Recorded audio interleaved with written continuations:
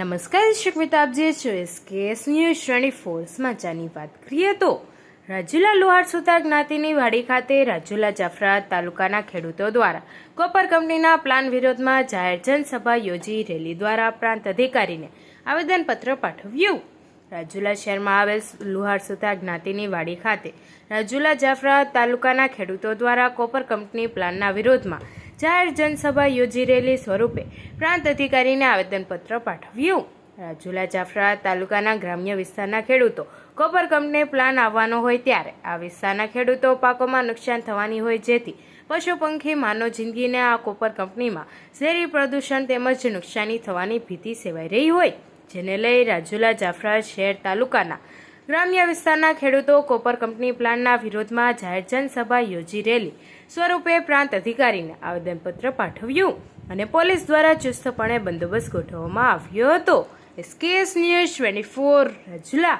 આમ તો હવે આ આંદોલન ઘણું બધું જાહેર થઈ ચૂક્યું છે. લોકો પરેશાન છે.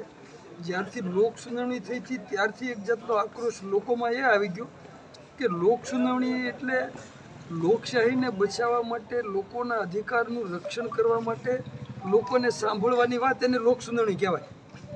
જો આપણે સ્વરાજના હક્કો ભોગવતા હોઈએ તો લોકોને સાંભળવા તો જોઈએ.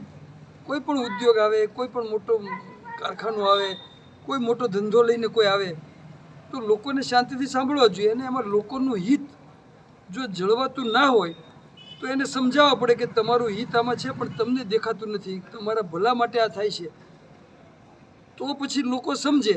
પણ એને સમજાવવાને બદલે બધાની ધરપકડ કરીને પોલીસના ટોળાઓ આવે અને બધાને એમાંથી ઉપાડી જાય, એને ડિટેન કરી લે અને છોડે નહીં, તો આ તો લોકશાહીનું હનન થયું કહેવાય. લોકશાહીનું રક્ષણ કરવું જોઈએ. સત્તાતંત્ર છે, પોલીસ તંત્ર છે, એ લોકોએ લોકશાહીનું રક્ષણ કરવું જોઈએ અને લોકોના અધિકારોનું જતન કરવું જોઈએ, એમાં એને મદદ કરવી જોઈએ. લોકો તો હથિયાર વગર શાંતિથી પોતાની વાત રજૂ કરવા આવ્યા હતા. એટલે મૂળ વાત એ છે કે લોકો અત્યારે સાચા છે અને કોપર પ્લાન્ટથી જે કંઈ ચારે બાજુ ભયંકર પ્રદૂષણ થાય, એ પ્રદૂષણથી એમની જિંદગી પણ જોખમમાં આવે, એમની ખેતીવાડી પણ નષ્ટ થાય.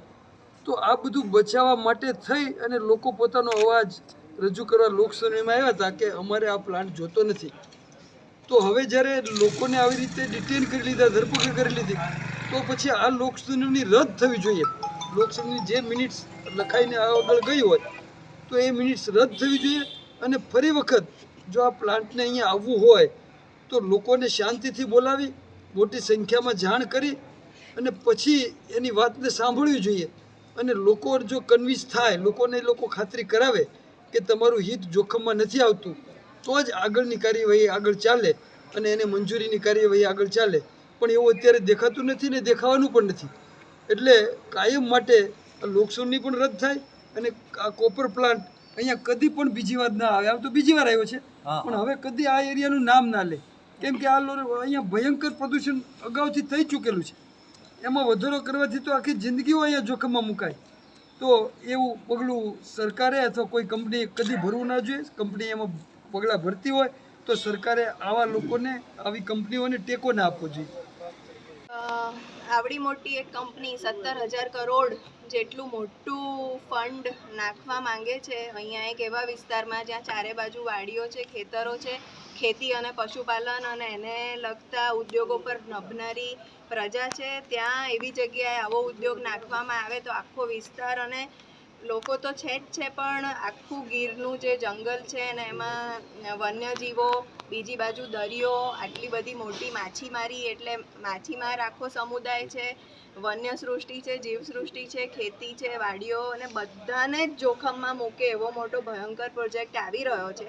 એની પર્યાવરણીય લોક સુનાવણી, જેના દ્વારા પર્યાવરણીય મંજૂરી મળે, એની પ્રક્રિયાએ જ દેખાડી આપ્યું કે કંપની, સત્તા, પોલીસ બધા ભેગા મળીને કેટલો બધો અન્યાય કરી શકે અને લોકોનો અવાજ પહેલાં તો ઊભો ન થાય એવી બધી જ તાજવીજ કરે. અને તેમ છતાં થોડા લોકો પણ જાગૃત થાય તો એનો અવાજ દાબી દેવા માટે આખું જ તંત્ર ભેગું મળી અને લોકોને બોલવા ના દે.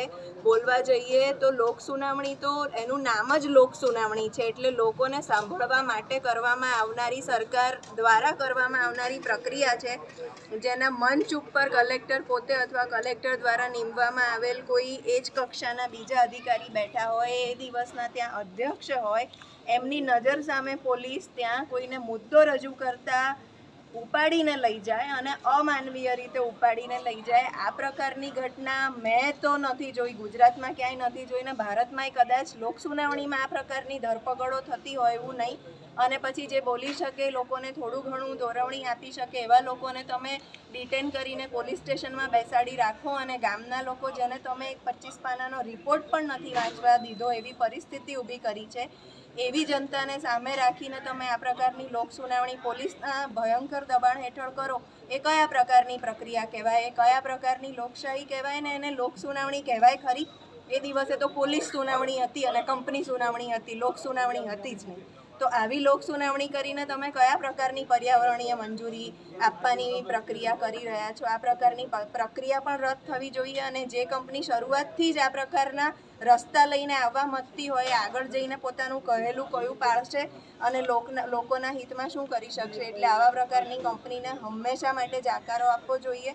એક વખત આવી છે, બીજી વખત, એક વખત પાછી ગઈ, બીજી વખત પાછી જાય અને ત્રીજી વખત વિચાર પણ ના કરે આ વિસ્તારમાં આવવાનો કે આવા બીજા કોઈ પણ વિસ્તારમાં જવાનો કે જ્યાં જઈને આટલું બધું વિનાશ નોતરવાની હોય. એના દ્વારા આપણો જીડીપી વધવાનો હોય તો પણ આપણે ત્યાં થોડું ધન સંપત્તિ વધવાના હોય, દેશનું કંઈ વધવાનું હોય તો પણ માણસોની સુખાકારી, જળ, જંગલ, જમીન, લોકોનું સ્વાસ્થ્ય, ઢોર ઢાંખર, પશુ પક્ષી, એ બધાના જીવનથી ઉપર કોઈ દિવસ ધન, લક્ષ્મી, સંપત્તિ હોઈ ના શકે. એ વાત જ્યાં જેને સમજવી હોય, પહોંચાડવી હોય એને પહોંચાડે કે મનુષ્યનું જીવન એ સૌથી પ્રાથમિક વસ્તુ છે, એટલે એના ઉપરવટ જઈને કોઈ કંપની કંઈ પણ કરવા માંગતી હોય ને એ કોપરથી જેવો પણ વિકાસ કરવો હોય તો એવો વિકાસ નથી અમને મંજૂર, નથી આ અહીંની પ્રજાને મંજૂર. આટલી પેઢીઓની પેઢીઓ એ વિકાસ વગર અહીંયા જીવતી રહી છે. આવો વિકાસ કરીને આ છેલ્લી પેઢીને પૂરી નથી અમારે કરી નાખવી, એને અમે વિકાસ માનતા નથી અને એને તમે વિકાસ કહેતા હોય તો એવો વિકાસ અમારે જોઈતો નથી. એટલે આવી કંપની અહીંથી પાછી જાય.